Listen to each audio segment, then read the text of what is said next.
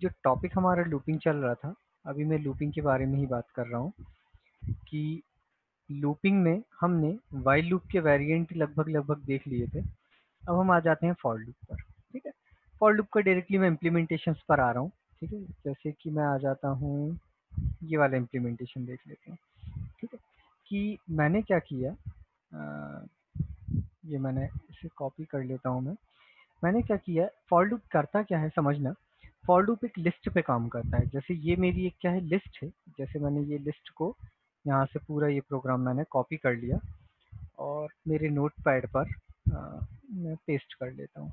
ठीक है, या फिर हमारा एक प्रोग्राम हम बना के रखे हुए थे, यहाँ पर मैंने पेस्ट कर लिया। ठीक है, तो एक स्क्रिप्ट नाम का मैंने एक वेरिएबल बनाया। इस स्क्रिप्ट में मैंने लिस्ट बनाई। लिस्ट डेटा टाइप के बारे में हम चर्चा कर चुके थे कि लिस्ट डेटा टाइप क्या करता है। इसमें मैंने आपको कुछ लिस्ट के वैल्यूज दी। ओके, मयंक आप भी न्यू स्टूडेंट हैं, ठीक है। तो कुछ चीज़ें अगर आपकी छूट गई हैं मयंक, तो देखते हैं हम कैसे क्या कवर करें, है ना।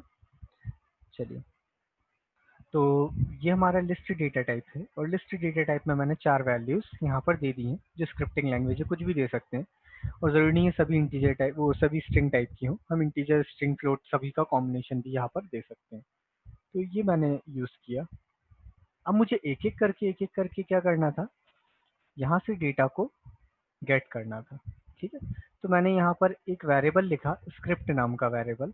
ठीक है, और यहाँ पे एक इन ऑपरेटर यूज़ किया।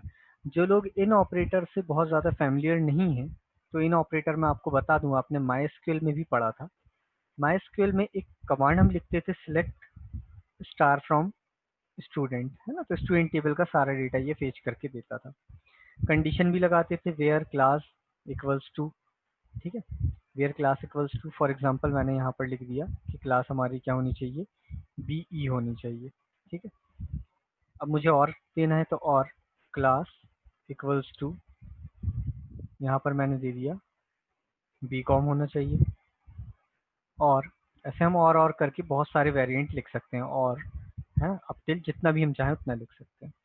तो इस अप्रोच से बेटर होता है कि यदि मैंने बिल्कुल सेम स्टेटमेंट यूज़ किया, बस मैंने यहाँ क्लास में क्या किया, यहाँ क्लास इन और ब्रैकेट लगा दिया। ब्रैकेट में पहली वैल्यू लिखी मैंने बी, कॉमा, सेकंड वैल्यू लिखी मैंने बी कॉम, थर्ड वैल्यू मैंने लिखी बी ए, फोर्थ वैल्यू मैंने लिखी बी बी ए, है ना। ऐसे मैं कितनी भी लिख सकता हूँ। तो इनका मतलब होता है किस पर्टिकुलर रेंज में से यदि कोई भी वैल्यू मैच हो जाती है तो वो रिटर्न कर देता है। लेकिन मैचिंग हमेशा जीरो इंडेक्स से शुरू होती है, मतलब पहली वैल्यू से वो मैच करेगा, देन सेकंड से मैच होगा, देन थर्ड से, देन फोर्थ से। कभी भी ऐसा नहीं होगा कि रैंडमली कहीं से भी शुरू करे। इन ऑपरेटर में शुरुआत हमारी हेड नोड से होती है, बेसिक सबसे शुरू से। तो यहाँ पर देखो मैंने क्या लिखा है। अब क्योंकि ये मेरी एक लिस्ट है और मुझे एक एक डेटा को यहाँ रिट्रीव करना है, और मैंने आपको बताया था व्हाइल लूप में तो हम बहुत इजीली काम कर सकते हैं न्यूमेरिकल वैल्यूज के साथ। लेकिन अगर मुझे न्यूमेरिकल वैल्यू की जगह एक लिस्ट दे दी, एक डिक्शनरी दे दी, इस टाइप की वैल्यूज के साथ यदि मुझे ऑपरेशंस को परफॉर्म करना है, तो इसके लिए हम यूज करते हैं फॉर लूप। फॉर लूप में मैंने क्या किया, इस लिस्ट को लिखा और यहाँ एक वेरिएबल डिफाइन किया। ये पी है, एक वेरिएबल है, ये अभी मैंने डिफाइन किया, इसके पहले कभी इसे यूज नहीं किया था। और मैंने इन दोनों के बीच में लगा दिया, मतलब स्क्रिप्ट की जीरो पोजीशन डेटा पी में कॉपी होगा। फिर हम क्या करेंगे, पी को प्रिंट कर देंगे। ठीक है, फिर अगले टाइम जब लूप चलेगा तो ये स्क्रिप्ट का अगला वाला डेटा हमको कॉपी करेगा पी में, और फिर पी को प्रिंट करेगा। फिर अगला डेटा कॉपी करेगा पी में, फिर प्रिंट, ऐसा तब तक चलता रहेगा जब तक ये लिस्ट खत्म नहीं होती। और जैसे ही यहाँ पर लिस्ट का अगला डेटा नल मिलेगा, तो ये समझ जाएगा कि अब लिस्ट क्या हो गई है, खाली हो गई है, अब इसके पास कोई भी डेटा नहीं है। तो ये इस लूप से क्या कर देगा, आपको बाहर फेंक देगा। ठीक है, तो ये जो लिस्ट के साथ जो ऑपरेशंस होते हैं, इस टाइप के ऑपरेशन करने के लिए हम हमेशा लूपिंग का यूज करते हैं, फॉर लूप का, है ना। ऐसा नहीं है कि ये काम हम वाइल लूप से नहीं कर सकते, लेकिन फॉर लूप में थोड़ा सा इजी हो जाता है इन चीजों को मैनेज करना। ठीक है, तो एक ये छोटा सा एग्जांपल था। और अगर आपने देखा हो, जब मैंने प्रोग्राम कॉपी किया था तो थोड़ा सा अलग प्रोग्राम था वहां पर। ठीक है, तो मैं आपको वो प्रोग्राम भी बता देता हूँ। चलिए,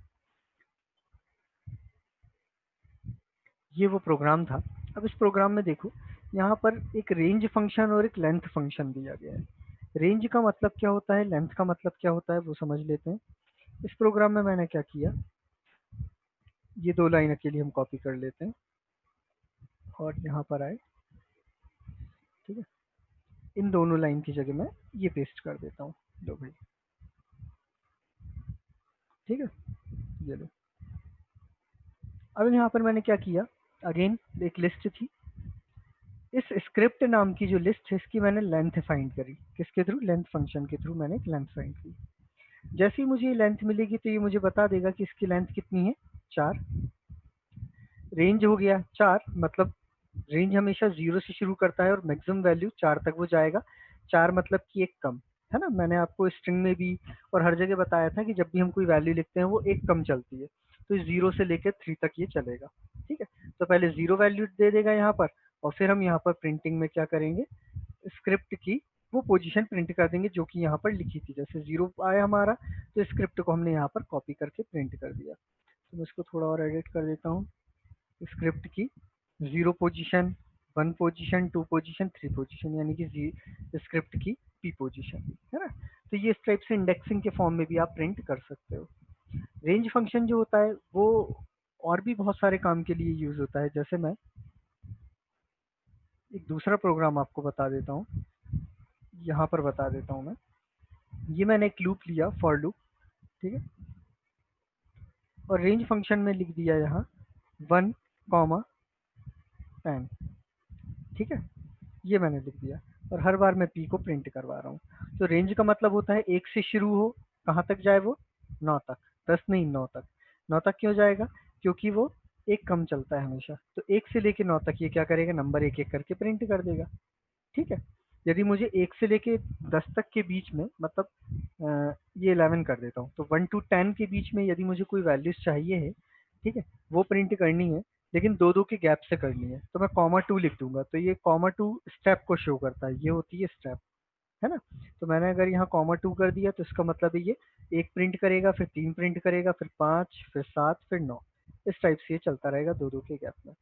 यदि आपको लूप उल्टा करना है तो आप यहाँ 10 टू 0 चलाइए, मतलब एक कम, यानी कि 1 तक, और यहाँ पर आप क्या कर दीजिए, -1 लिख दीजिए। तो ये डिक्रीमेंटल ऑर्डर में भी लूप आपका चल जाएगा। तो ये 10, 9, 8, 7, 6, 5, 4, 3, 2, 1 इस टाइप से आपको लूप ये चला के देगा।